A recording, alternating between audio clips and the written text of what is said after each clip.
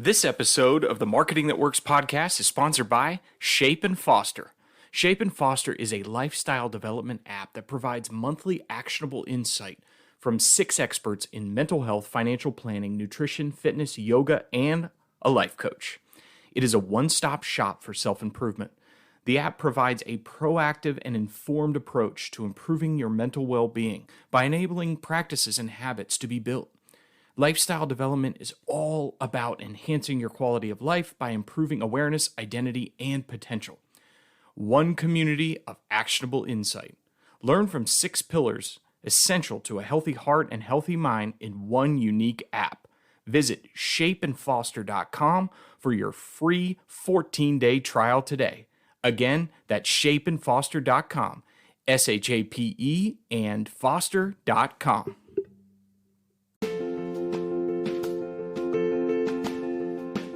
I'm Drew Bedard, and this is Marketing That Works, a podcast about the tools, tips, and tactics that business owners and marketers need to wow their customers and grow their profits. Hey everybody, welcome back to the Marketing That Works podcast. Drew Bedard here. Hope you're doing well. Thanks for listening. Thanks for starting 2021 with me. And I appreciate it. And I wish you would, I hope you would maybe want to share this episode with one person today. That would help the show grow, and I appreciate it. It's been a lot of fun these last 4 years to put this little hobby podcast out, and I hope it's beneficial for you. So today's topic is going live, man. I've talked about this several times before, but And obviously we've talked about the kind of the social media algorithms of going live and the placement of the social media platforms. You know, specifically think about Instagram. When you go live, it pops to the top of your stories. With Facebook, if you go live, it alerts most, if not all, of the followers of that page. So there's some incentive to do it from a social media perspective. But one case study that is very near and dear to my heart and very recent is at the Speedway where I work. We have deployed, we have a big project going on this year with dirt that we're turning the track into a dirt track this spring. And we worked with EarthCam a few years ago. EarthCam's a great company that does these 4K live cameras of cities and downtowns and all these different places. But we deployed a camera in our stadium and put a nice embed code onto our website. And since we have launched that last week, I think we've had about 250,000 individual unique viewers. And it's a lot. I mean, the web page constantly is number 1 from our real-time analytics and Google Analytics. There is something about live streaming that people love, especially construction cameras or just cameras of your business operating, whether it's outdoors or whatever it is. So what I want to encourage, this does not apply to everybody, so I'm sorry. I normally try to make it something that's universal, but I just want to encourage everybody to look at the case study, look at the idea of a live camera. Like, I understand that there's liability there. I understand that there's some trepidation sometimes to put a live camera up.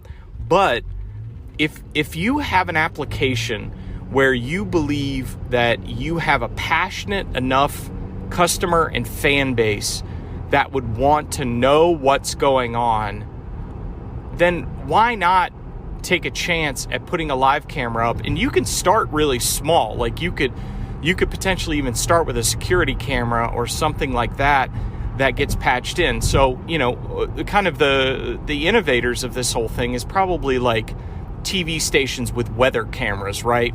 Like, we have a weather camera at our track too, and the local channels can patch into that weather camera and they can see, okay, is it raining? Is it snowing? Is it sunny?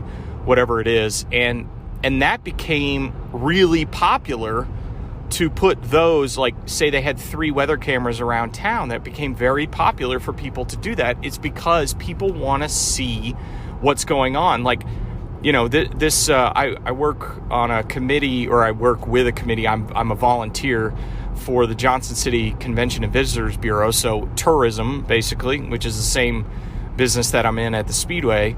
But this might be an idea for, downtown Johnson City, where I live and where I serve, or where I volunteer on that committee. And because people kind of want to see what's going on. They want to know, is it snowing? Is it raining? Is there a festival going on? When there's, like we have a few motorcycle festivals that come into downtown and they park, like that would be a cool thing to see all the time. Check out the live cam.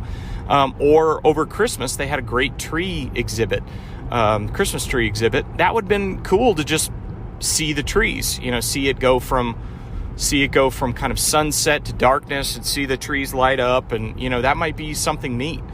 So, just something to think about today. And again, it may not apply to everybody's business, but going live is just something everybody ought to be doing in 2021. Whether it's going live and giving a live report on Facebook Live or Instagram, or using a multi-streaming tool like Restream, where you could go live to 4 or 5 different locations at once: Facebook, Twitter, Instagram, LinkedIn. You can go live to all these different places. Or does it make sense to have a legitimate live camera at your facility, at your business, where people can kind of see what's going on all the time? Because it is unbelievable. I'm always overwhelmed to see how many people just want to watch construction, or essentially it's like watching grass grow. But a lot of people want to see that. They want these live cameras. EarthCam is incredibly popular. I'd advise you to go to that website today. I think it's earthcam.com or earthcam.net. And they've got cameras all over the world. And it is so cool.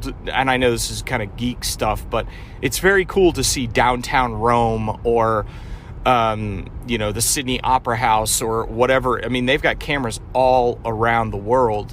And like beaches and different things like that. It's just a really neat thing to see. And I remember when my wife and I were going on a vacation with some friends to Mexico a few years ago, and the resort had a live cam where you could see the weather. It was pointing kind of at the beach, and you could see kind of what the weather was and what it looked like outside. And it was a great thing for people to dream, almost, like get excited about their trip.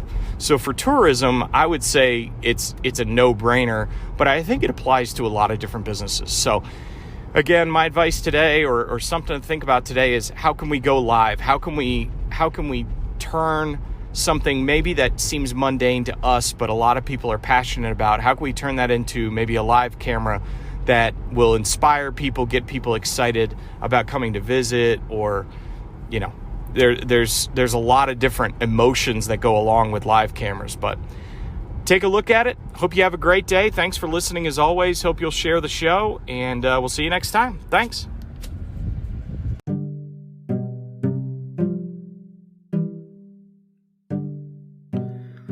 Thank you for listening to the Marketing That Works podcast. To find out more and to get the show notes and everything that's going on, go to marketstreet.media. That's where I house this wonderful podcast on the Market Street Media Podcast Network. So thanks, check it out, and we'll see you on the next episode.